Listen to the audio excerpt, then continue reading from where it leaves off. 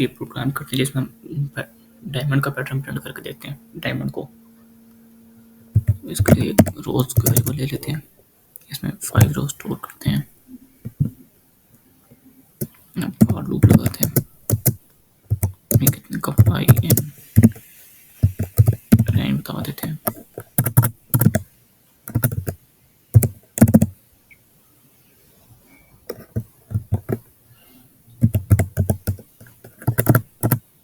ये 1 से शुरू हो और रोज +1 तक चले।